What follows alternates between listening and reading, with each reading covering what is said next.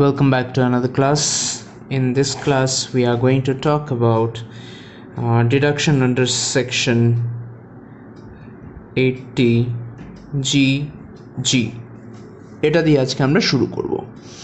Now, এটা generally basically deduction with respect to payment of rent. যারা rent pay করে থাকছে ওদের জন্য কিন্তু এই জিনিসটা বেসিক্যালি করা হচ্ছে, ওকে, এই ডিডাকশনটা। Now who can claim it? It can be only claimed by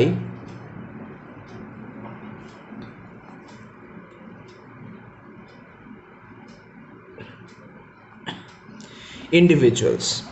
HUF হলে, এইচইউএফ মেম্বার হলে ওরা কিন্তু এইচইউএফ মেম্বার হয়ে কিন্তু ক্লেম করতে পারবে না, বা কোনো কোম্পানি কিন্তু সেটা ক্লেম করতে পারবে না। This is only available to individuals. এবার এটার মধ্যে কিছু কন্ডিশনস আছে। যে কোনো ইন্ডিভিজুয়ালি তো ডাইরেক্ট নিয়ে নিতে পারবে না রেন্টের ইয়ে, এটার জন্য কিছু কন্ডিশনস আছে। ফার্স্ট কন্ডিশন হলো ইন্ডিভিজুয়ালকে কিন্তু রেন্টে থাকতে হবে, ঠিক আছে? ইন্ডিভিজুয়াল রেন্ট দিয়ে থাকছে। সেকেন্ড পয়েন্ট বলছে doesn't get any rent allowance. তোমাদের স্যালারির চ্যাপ্টারে rent allowance, HRA house rent allowance বলে একটা পোর্শন আছে, ঠিক আছে? বেসিক কনসেপ্টটা কি, যে কেউ যদি চাকরি করে, নট নেসেসারি যে ও সবসময় ঘরের টাউনেই বা ঘরের যেই সিটিতে থাকে সেই সিটিতেই ও চাকরি পাবে।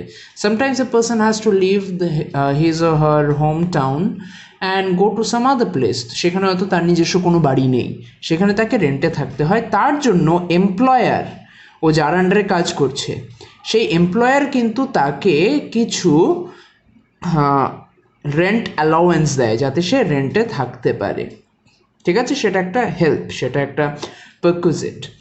এবার এখানে বলেছে কি, এই সেকশনটার আন্ডারে ডিডাকশন ক্লেম করতে গেলে কিন্তু এই অ্যালাউয়েন্স পেলে চলবে না। এই অ্যালাউয়েন্স যদি পায় তাহলে এই সেকশনে ডিসকোয়ালিফাই হয়ে যাচ্ছে, ঠিক আছে? আর যদি সে রেন্ট অ্যালাউয়েন্স না পায় তাইলেই একমাত্র 80GG সে ক্লেম করতে পারবে, ঠিক আছে? এবার আসছে এটার সাথে রিলেটেড আরেকটা point. This provision is applicable for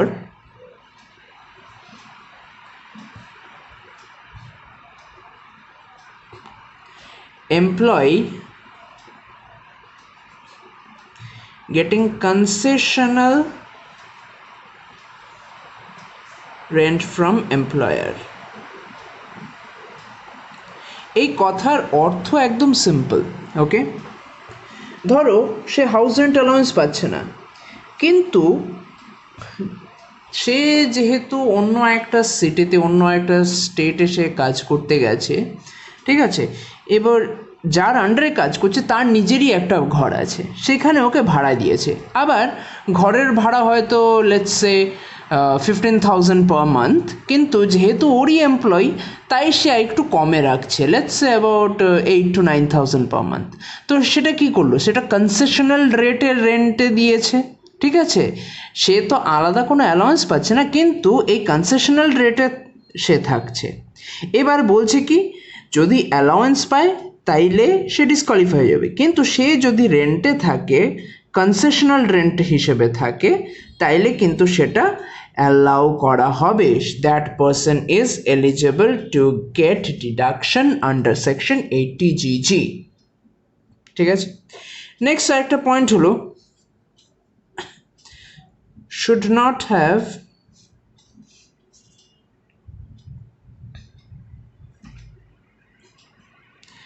house property at place of rent। তার মানে কি, জাস্ট ফর এক্সাম্পল ভাবো, কেউ একজন কলকাতা থেকে দিল্লি গেল, দিল্লিতে গিয়ে সে এখন রেন্টে থাকছে, কিন্তু সেই জায়গায় কি হলো, সে একটা তার নিজস্ব আগে থেকে একটা বাড়ি ছিল এখানে। এবার সে বলল, না আমার বাড়িতে আমি কেন উঠবো, আমার তো এটা একটু ডিডাকশন দরকার, তাই আমি ভাড়ায় থাকবো। ঠিক আছে, এবার সরকার বলছে কি সেটা কিন্তু সম্ভব নয়। ঠিক আছে, এবার আমরা হয়তো বলতে পারি যে সে যদি ডিক্লেয়ারই না করে তার ঘর আছে, কিন্তু সরকারও খুব ক্লেভার, দে নো থিংস। ওকে, আর এই ঘরটা যখন তুমি কিনেছো সব ডকুমেন্টসের থ্রুতে ওরা অলরেডি জেনে গেছে যে you have a house property there. তাই সেখানে যদি আমার একটা ঘর থাকে, আমি তার পাশে যদি সেই সিটির মধ্যে সিটিতেই অন্য জায়গায় আমি যদি রেন্টে থাকি, তাহলে কিন্তু আমাকে এটা এই সেকশনে আমি ডিডাকশন ক্লেম করতে পারবো না। এবং ডিডাকশন ক্লেম করতে গেলে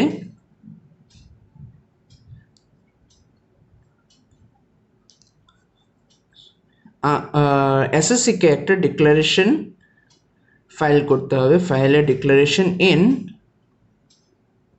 10BA। ঠিক আছে, এখানে ডিক্লারেশন ওকে দিতে হবে। Now this are few of the conditions. এবার আসছে এখানে একটা আমরা যেরকম অন্য সেকশনে দেখেছিলাম ম্যাক্সিমাম লিমিট হয় কিছু, বা কিছু জায়গায় অন্যভাবে একটা স্ট্রেট কাট ডিডাকশন থাকে, এই জায়গায় ডিডাকশনের জন্য আমাকে কত অ্যাভেলেবেল, ঠিক আছে, কতটা আমার ডিডাকশন অ্যাভেলেবেল সেটা আমরা এই জায়গায় দেখব। এবার হ্যাঁ, এই জায়গায় আমরা একটা ফর্মুলা লিখব, কারণ কি এই ফর্মুলা দিয়ে কোয়ালিফাইং অ্যামাউন্টটা বের করা হচ্ছে। ফর্মুলা না বেসিক্যালি তিনটে অপশন দেওয়া হয়েছে।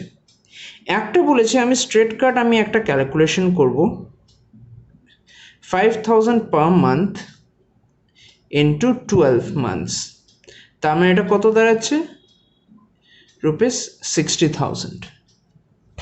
ঠিক আছে, এতটুকু খালি তুমি যদি বইয়ে দেখো তাহলে খালি এতটুকু লেখা থাকবে 5000 পার মান্থ। আমি কেন লিখছি এইভাবে, কারণ কি আমরা যখন অঙ্ক করব সেখানে কিন্তু আমরা 5000 অনেক সময় লিখলে খালি 5000ই রেখে দেবো, অ্যাকচুয়ালি তো 60,000, কারণ কি 12 দিয়ে মাল্টিপ্লাই হবে, তাই আমি লেখার সময় এইভাবে লিখছি। ওকে, নেক্সট বলছে 25% of adjusted gross total income. আমরা এই টার্মটা কিন্তু আমরা লাস্ট ক্লাসে দেখেছিলাম যখন আমরা 80G নিয়ে আমরা ডিসকাশন করছিলাম। অ্যান্ড লাস্ট বলেছে রেন্ট যেটা পে করছে minus 10% of adjusted gross total income. ঠিক আছে, এই জায়গাটার ল্যাঙ্গুয়েজটা কিন্তু একটু অন্যরকম, আমি ইজিলি বোঝার জন্য rent minus 10% of adjusted gross total income লিখেছি। ঠিক আছে, ল্যাঙ্গুয়েজে কিন্তু এখানে লেখা আছে তোমাদের বইয়ে বা রুলে rent in excess of 10% of adjusted gross total income. এবার এই তিনটের মধ্যে কোনটা আমি সিলেক্ট করব, বলেছি লিস্ট, যেটা লিস্ট হবে সেটাকে আমি সিলেক্ট করব অ্যাজ আ ডিডাকশন। ঠিক আছে, এবার আমরা জিজ্ঞেস করতে পারি what is adjusted gross total income. Adjusted gross total income is nothing but a deduction from gross total income, যেখান থেকে আমরা ডিডাক্ট করে দিচ্ছি STCG 111A। ঠিক আছে, এই 111A কি সেটা আমরা একটা অঙ্ক করার সময় আমরা ডিসকাস করব এই ক্লাসে। Okay, so gross total income minus STCG 111A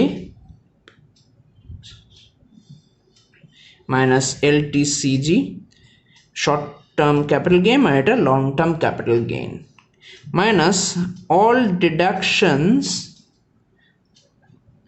under chapter 6A।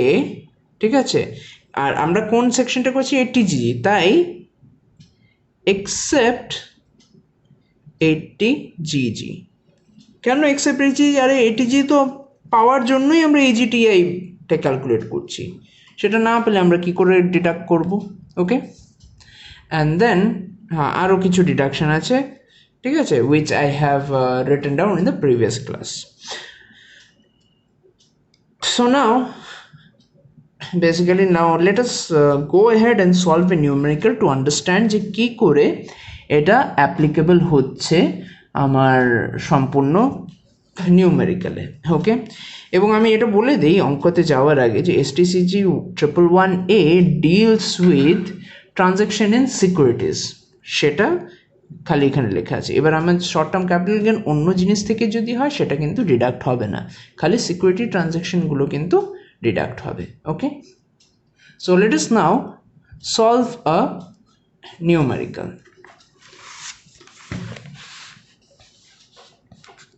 As you can see on the screen, here it is written, Mr. Nag, 40 years, provides the following particulars of his income. He does not own any house property in Kolkata. Income from business 4 lakh, LTCG 50,000, STCG 111A মানে security transaction 10,000, STCG by gold, short term capital কিন্তু gold sell করে, ঠিক আছে, 20,000, interest on fixed deposit with SBI rupees 30,000, paid medical insurance premium for spouse whose age is 30 years 20,000. এবার এটার সলিউশনটা আমরা কি করে করব, ঠিক আছে। Now to begin with the solution we have to be very careful how we proceed with it. ওকে, সব থেকে প্রথমে সলিউশন, আমাদের মেন সলিউশন যেটা থাকে, ঠিক আছে, আমাদের কি বলেছে, জেনারেলি কোশ্চেনে চাইছে আমাদের ওর গ্রস টোটাল ইনকাম বা টোটাল ইনকাম ফর ট্যাক্সেশন সেটা বের করার জন্য। তাই আমরা এখানে লিখি calculation of total income of Mr. Nag.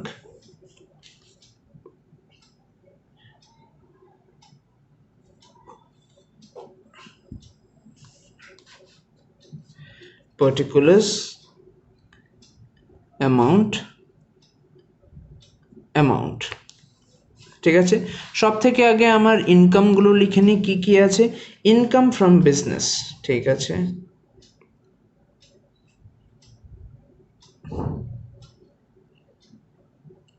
income from business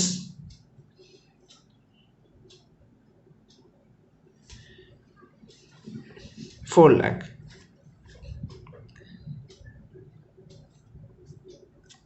LTCG 50,000, STCG যেটা 111A থেকে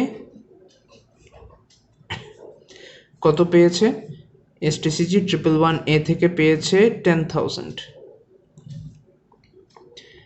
STCG গোল্ড থেকে কত পেয়েছে 20,000,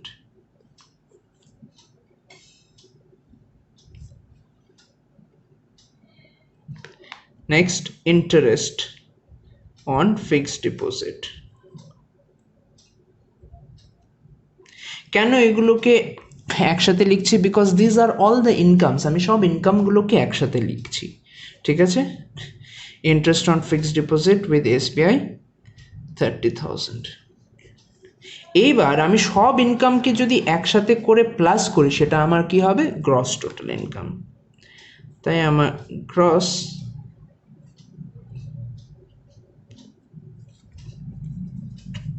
টোটাল ইনকাম কত আসছে, 4 lakh plus 50,000, 4 lakh 50 plus 60,000, 5 lakh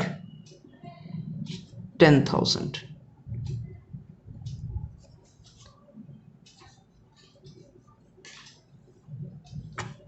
So 5 lakh 10,000 is done. Even now কি হবে, deductions,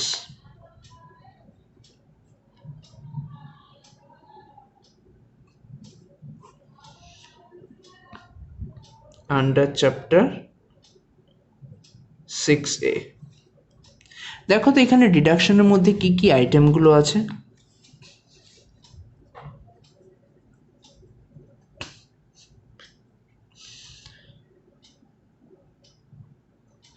এখানে paid medical insurance premium for spouse 30 years 20,000, ঠিক আছে। এবার সেটা কি, medical insurance premium for spouse, তো সেটা কোথায় আসে, 80D, ঠিক আছে। সো 80Dতে আমার ম্যাক্সিমাম লিমিট কত থাকে, 25,000। এখানে আমার ডোনেট কত করেছে, 20,000, সো আমার ডিডাকশন আসবে 20,000। এবার দেখো অঙ্ক যদি এতটুকু থাকতো তাহলে কিন্তু এটাই আমার সলিউশন, এটা আমার ডিডাক্ট হয়ে বেরিয়ে যেত, ঠিক আছে। Now let us do one thing, আমরা এখানে কোয়েশ্চেন একটা এডিশন দিই, ঠিক আছে। Rent paid in the previous year 60,000, rent paid in the previous year 60,000। তখনই কিন্তু আমার 80GGর সব কন্ডিশনগুলো অ্যাপ্লাই করতে হবে, ঠিক আছে। এবার এইটাই কিন্তু আমার একটু কমপ্লেক্স করে তুলবে, যাই হোক কমপ্লেক্সভাবে ভাববো না, এটা আমার বেসিক অঙ্ক হয়। এবার আমাদেরকে কি করতে হবে, 80GGতে যেতে হবে। 80GGতে সে যদি ক্লেম করে তাইলে সেখানে আমরা দেখতে পাই কি, সেখানে অ্যাডজাস্টেড গ্রস টোটাল ইনকামের একটা গল্প আসে। তাইলে আমরা একটা কাজ করি, অ্যাডজাস্টেড গ্রস টোটাল ইনকামটা আমরা ক্যালকুলেট করে নিই, একটু জায়গা রেখে, এটা ঠিক আছে, এতটুকু জায়গা রেখে আমরা এখান থেকে ওয়ার্কিং নোটস শুরু করে দিই।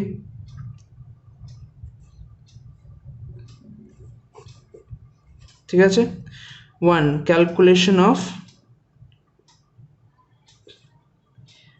অ্যাডজাস্টেড গ্রস টোটাল ইনকাম, সেটার ফর্মুলাটা কি, gross total income minus LTCG minus STCG, কিন্তু এটার মধ্যে 111A থেকে যেটা, minus deduction under chapter 6A, ঠিক আছে। আমি এখানে গ্রস টোটাল ইনকাম কত আছে, এই যে আমরা এখানে GTI গ্রস টোটাল ইনকাম 5,10,000। এবার LTCG কত আছে আমার, লং টার্ম ক্যাপিটাল গেইন আমার 50,000। STCG 111A 10,000। এবার ডিডাকশন আন্ডার চ্যাপ্টার 6 এ 20,000। এখানে তাহলে কত আসছে, 5,10,000 minus 80,000, that means 4,30,000 is my adjusted gross total income, ঠিক আছে। এবার নেক্সট আমরা কি করব, calculation of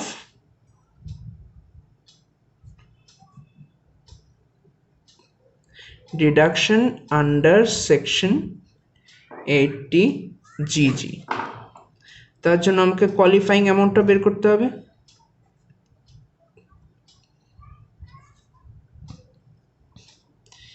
is least of the following,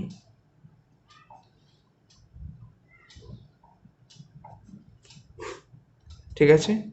এবার ফার্স্ট আইটেমটা আমার কি ছিল, 5,000 into 12 equals to 60,000।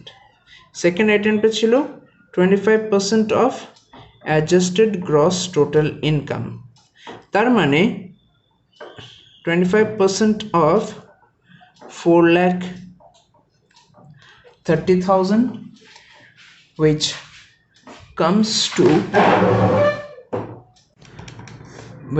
to 4,30,000 into 25% is 0,0। তো এটা একটা ফিগার, এটা একটা ফিগার, আর থার্ডটা বলছি কি, rent minus 10% of adjusted gross total income. এবার রেন্ট সে পুরো বছর কত পে করেছে, এইখানে দেওয়া আছে rent paid in the previous year 60,000। তো আমার এখানে কি করতে হবে, এই জায়গায় 60,000 minus 10% of adjusted gross total income. এখানে অ্যাডজাস্টেড গ্রস টোটাল ইনকাম আমার কত এসছে 4,30,000, তার মানে এটা 43,000 হয়ে যাবে। 10%, এটা কত আসছে 17,000। এবার এদের মধ্যে লিস্ট কোনটা, অবশ্যই এটা list. therefore qualifying amount for deduction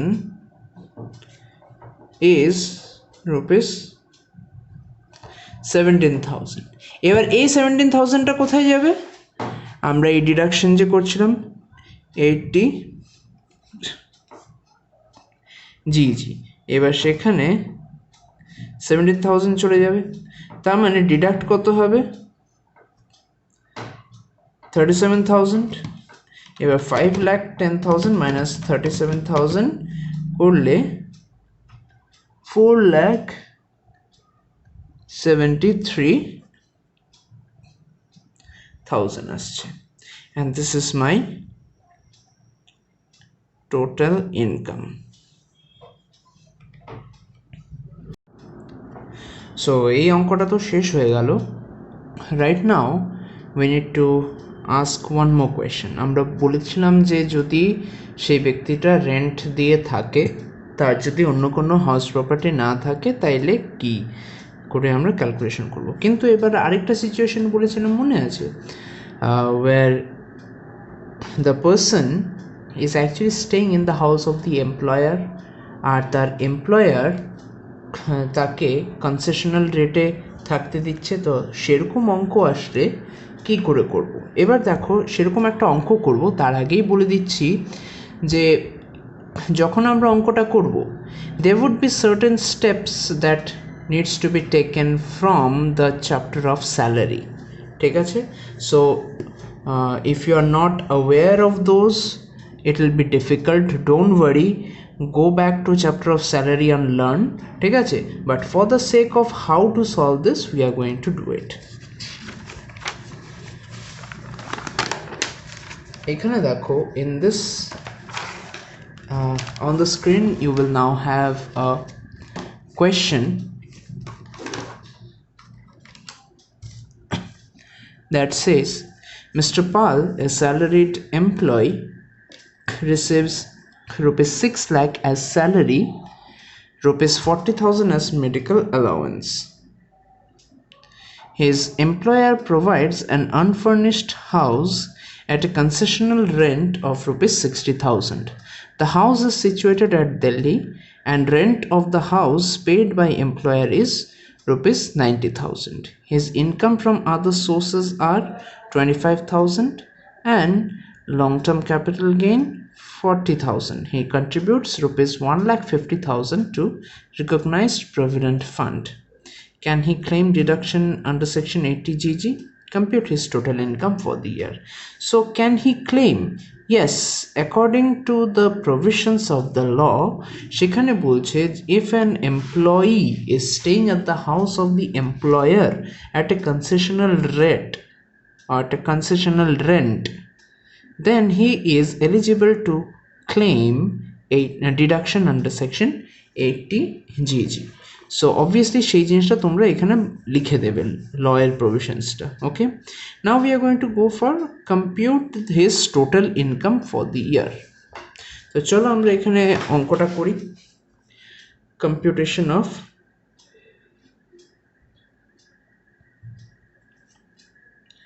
total income of mister Pal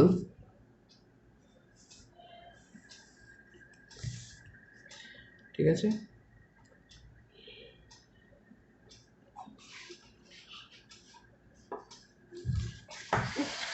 particulars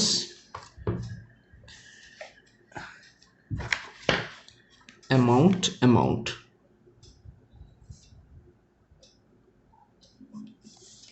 ওকে। এবার পার্টিকুলার্সে সব থেকে প্রথমে কি আসবে, salaried employee receives 6 lakh, তো বেসিক স্যালারিটা ইজ 6 lakh as salary, তো আমরা এখানে লিখব বেসিক স্যালারি as 6 lakh, তারপরে তার সাথে সে আরো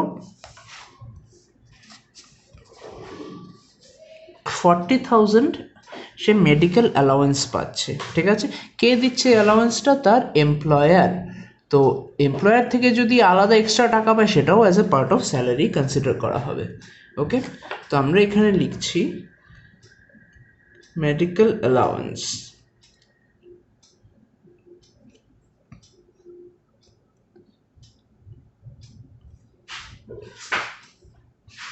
$40,000। এবার দেখো বাকি জিনিসগুলো কি বলছে। His employer provides an unfurnished house at a concessional rent of ₹60,000।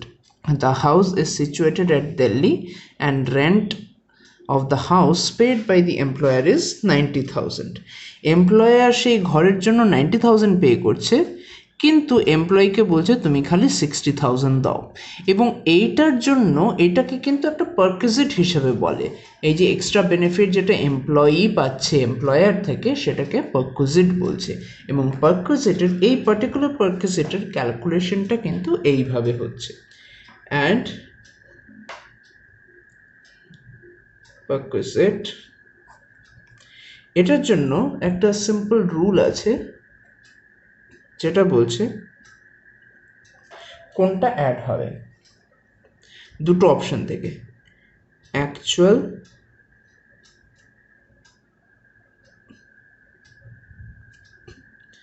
rent paid or 15% of salary।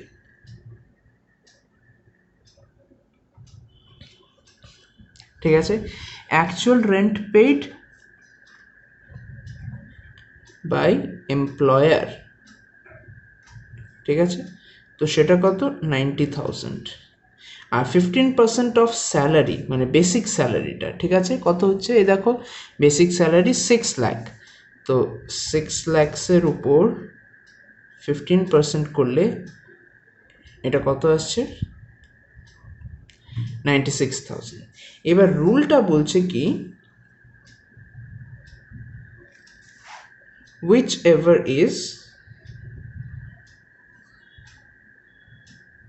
Lower. তাহলে পারকুইজিটের ভ্যালুটা কত আসবে? এখান থেকে লোয়ার কোনটা? 90,000। ঠিক আছে, সো আমার 90,000 এলো। এবার সেটা থেকে আমাকে লেস কি করতে হবে? যে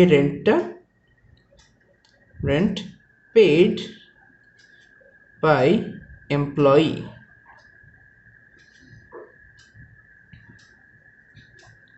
এবার যে ফিগারটা আসছে 30,000, that is considered as concessional rent।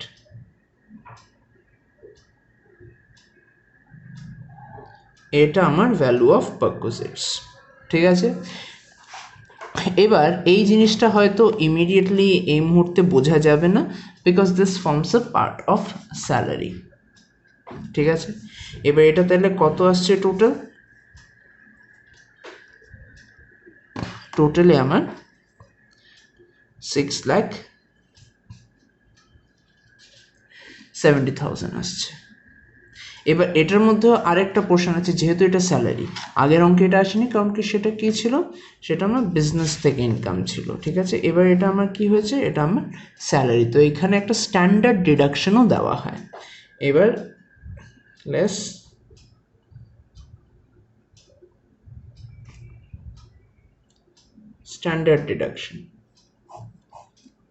standard deduction over lower of the following।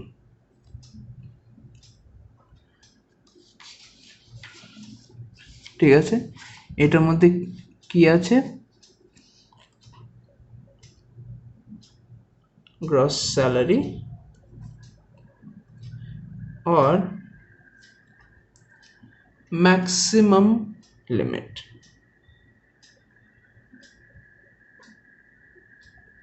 Gross salary আমার কত এসছে এখানে 6,70,000, ম্যাক্সিমাম লিমিট আমার 40,000। তো অবভিয়াসলি কোনটা যাবে, লিস্ট অফ দ্য ফলোইং বা লোয়ার অফ দ্য ফলোইং 40,000, এটা ডিডাক্ট হয়ে যাবে।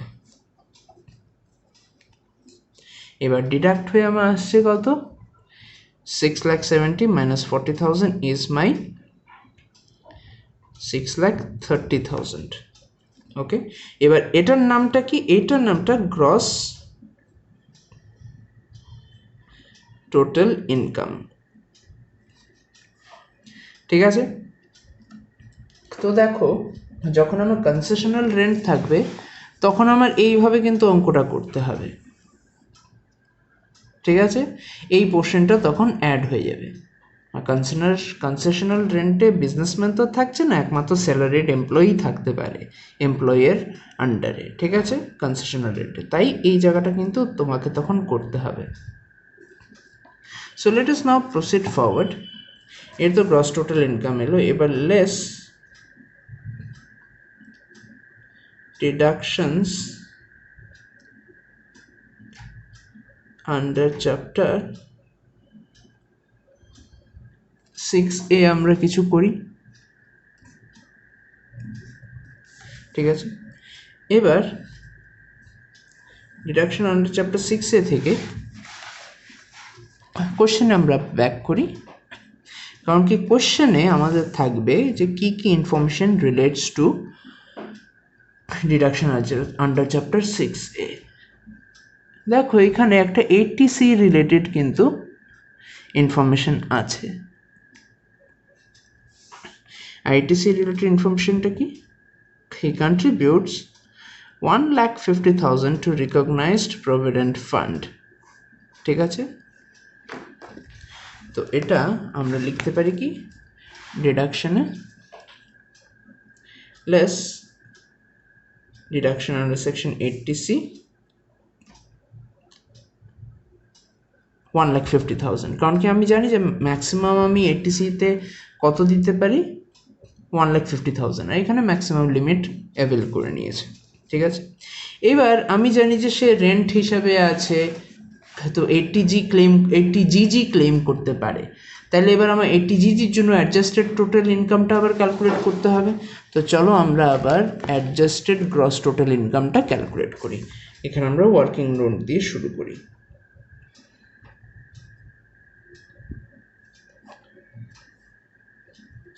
First, calculation of adjusted gross total income. Gross total income minus LTCG minus STCG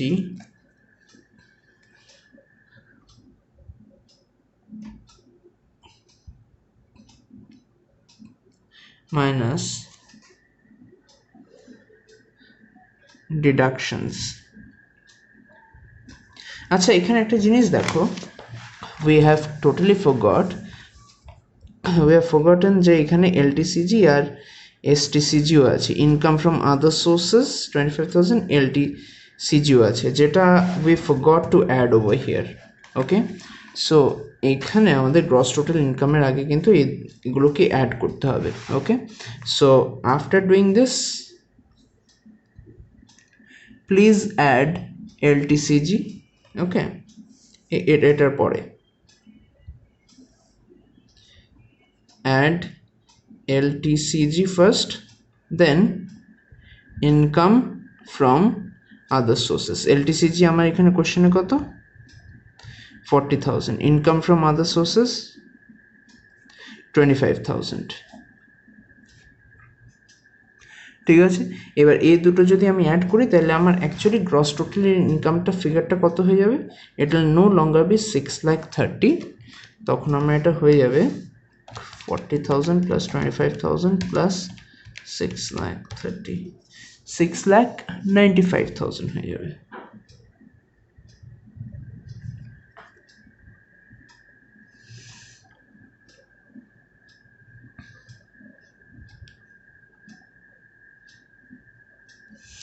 ওকে, এবার আমার ইয়েটাকে ক্যালকুলেট করতে হবে। Now we can go and calculate adjusted gross total income. So এখানে আমার gross total income কত, 6,95,000। এলটিসিজি আমার কত ছিল, 40,000। এসটিসিজি তো আমার নেই, আর ডিডাকশনস আন্ডার চ্যাপ্টার 6A, ঠিক আছে, সেটাতে আমার কত ছিল, 80C ছিল, 1,50,000। ওকে, তো এইখানে আমি যদি ক্যালকুলেট করি what is the figure, 1,695 minus 40,000, 1,50,000 equals to 505,000, ঠিক আছে। এবার নেক্সট আমরা বের করব কি, ডিডাকশন আন্ডার সেকশন 80GG। এটার জন্য আমার কোয়ালিফাইং অ্যামাউন্টটা বের করতে হবে।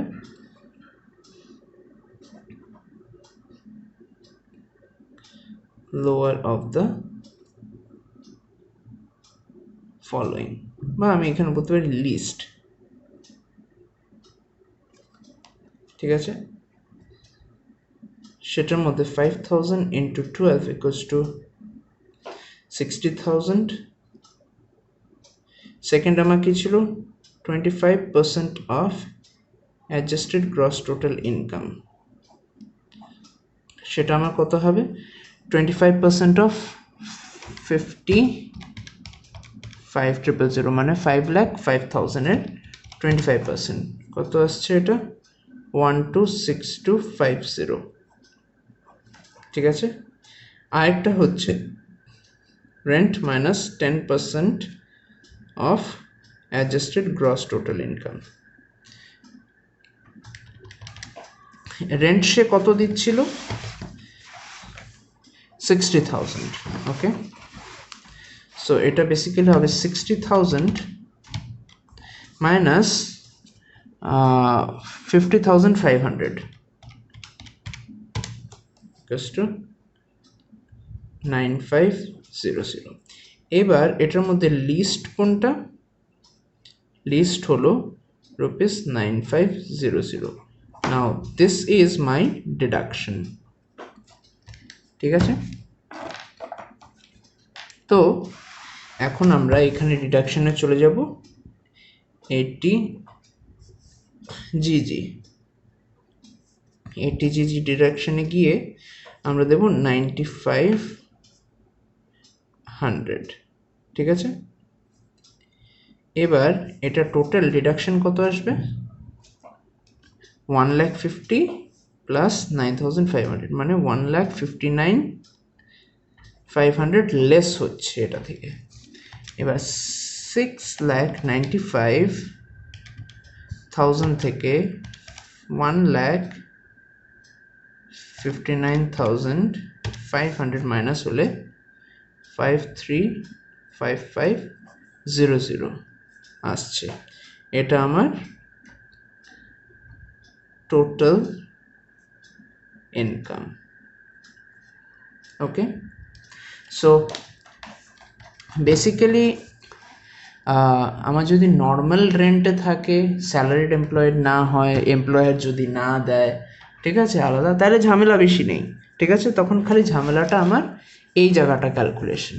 ওকে, অ্যাডজাস্টেড গ্রস টোটাল ইনকাম, তারপর কোয়ালিফাইং অ্যামাউন্ট, তারপর সেই কোয়ালিফাইং অ্যামাউন্টটা বসে যাচ্ছে এখানে। কিন্তু সমস্যাটা কোন জায়গায় হয়ে যাচ্ছে, সমস্যাটা হচ্ছে যখনই আমার এরকম এমপ্লয়ার এমপ্লয়িকে ঘরে দিচ্ছে কনসেশনাল রেটে, তখন আমার এই পোর্শনটা আলাদা করে কিন্তু করতে হচ্ছে। Okay, and please remember that over here I personally forgot to add, তাই আমি পরে আলাদা করে একটা ব্র্যাকেট দিয়ে বলেছি LTCG and income from other sources please add করে দিও to arrive at the gross total income. Okay, so this is basically our numerical and this is how we should be solving it. Okay, this is where we conclude with section 80GG.